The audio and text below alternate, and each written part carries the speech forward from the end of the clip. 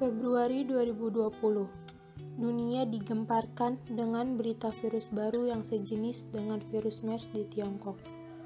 Awalnya, Indonesia merasa sangat bangga karena belum terpapar virus tersebut.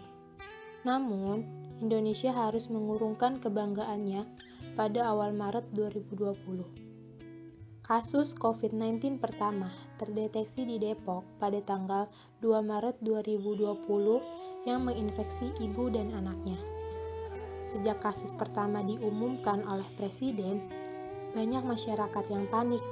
Bahkan di beberapa daerah terjadi pembelian bahan pokok, masker, dan hand sanitizer secara massal dan berlebihan, hingga terjadinya kelangkaan. Beberapa hari kemudian, kasus COVID-19 menyebar di beberapa titik DKI Jakarta. Untuk memutus rantai penyebaran COVID-19, semua kegiatan termasuk ibadah dihentikan selama 2 minggu. Namun nyatanya, kasus COVID-19 tidak dapat dikendalikan sampai sekarang. PSBB yang diberlakukan tidak membuahkan hasil yang diinginkan. Sudah terhitung hampir 8 bulan sejak kasus pertama COVID-19 diumumkan. Selama itu pula roda perekonomian di Indonesia tersendat. Banyak perusahaan yang harus mengurangi jumlah karyawan dan menyebabkan PHK puluhan ribu pekerja. Lalu bagaimana dengan nasib UMKM di Indonesia? Apakah masih ada celah untuk bertahan di masa pandemi? Mari kita simak tayangan berikut ini. Assalamualaikum warahmatullahi wabarakatuh. Saya dari kelompok Rain Venue. Di sini saya sedang berada di rumah Pak Derosat, di mana beliau merupakan seorang pedagang es tuntung keliling. Assalamualaikum Pak De. Waalaikumsalam warahmatullahi wabarakatuh. Nah, tadi kan Pak De, gimana jualan hari ini?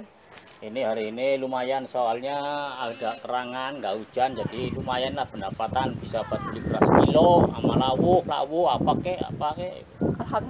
Alhamdulillah bisa mencukupi kebutuhan sehari-hari. Kalau yang lainnya ntar belakangan, yang penting buat makan dulu. Terus saya mau nanya, dalam sehari Pak De itu berjualan dari jam berapa sampai jam berapa? Paling pagi setengah 10, paling siang jam 10 lah, tergantung es yang buat muter datangnya. Kalau es yang buat muter datangnya pagi ya saya setengah 10 berangkat. Paling minimal ya jam setengah 10 lah, paling siang jam 10 siang saya berangkat.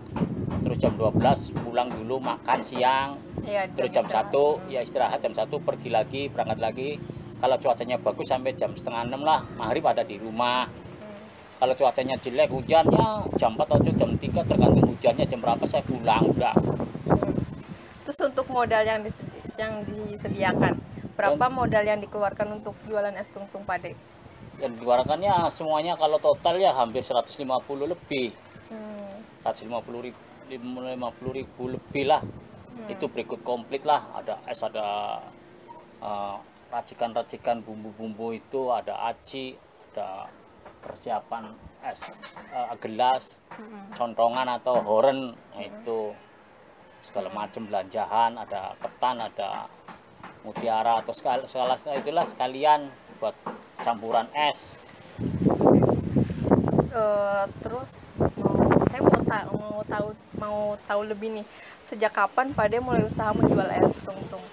Udah lama, mungkin dari umur berapa sampai sekarang, dari umur bujang lah ya, belum menikah sampai sekarang udah punya anak 1, udah gede anaknya, jadi sekitar ya hampir 25 tahun lah lebih. Udah cukup lama juga ya Pak De ya? Lama, 25 tahun. Jadi kalau nggak kerja yang lainnya kita nggak bisa, soalnya ada kekurangan saya gitu, fisik saya gitu. Jadi saya keluarnya siang kan tergantung fisik saya gitu. Terus melihat kondisi Indonesia sekarang ini yang sudah hampir 9 bulan menghadapi virus corona atau COVID-19, yang dimana itu dampak wabah COVID-19 itu sendiri berdampak pada banyak sektor kehidupan, bahkan berpengaruh begitu besar terhadap para pedagang-pedagang, dimana pedagang itu kan ya, ada berpenghasilan, dampaknya, ya. berpenghasilan sedikit karena pembeli berkurang. Nah, Yes, yang nah pertanyaannya, dalam masa pandemi COVID-19 sekarang ini berpengaruh tidak dengan penjualan es tungtung pade? ya jelas pengaruh dong. Dampaknya itu lebih dari 50%. 50% artinya biasa pendapatan sehari 200, 150, paling 75, 80 ribu, paling hebat 100 lebih lah.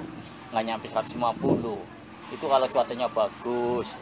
Tapi tetap mendapatkan keuntungan dari semua Ya itu. keuntungannya berarti kan dikurangin no. Berapa berarti penghasilan tadinya namanya 80, 70, sekarang paling 40, 50, itu paling banter ibaratnya kan gitu. Itu Ada dampaknya jelas. itu pendapatan setelah Ya masa setelah pandemi iya ini. pandemi corona Kalau itu. yang sebelumnya nggak. Ya kalau sebelumnya kan kita ya 3 hari kadang 4 hari habis, ini nyampe 5 hari belum habis ini doang terakhir ini 5 hari. Kalau lagi rame sih 3 hari lah, nggak pernah 2 hari. Kalau 2 hari sih masa-masa lebaran, ini mah paling banter masa-masa gini mah kalau rame 3 hari lah. Tapi kalau masa COVID-19 ini kan dampaknya gede, 50% nyampe 4 hari aja nggak habis-habis. Dampaknya ya yang jelas itu ada dampaknya lah, kurang dari penghasilan yang sebenarnya gitu. Tapi masih Ya disyukuri mending, lah, tetap alhamdulillah bersyukur masih bisa buat makan sehari-hari, buat buat jajan kehidupan bocah. keluarga. Iya. Kalau Terus buat anak sekolah ya antar belakangan, antar gimana caranya. betul. Mungkin COVID-19 kalau udah selesai ya kita kembali lagi normal, istri saya bisa kerja lagi. amin, gitu. amin ya Pak De. Terus sama ini. Terus menurut Pak De itu strategi agar usahanya tetap bertahan di masa pandemi itu bagaimana?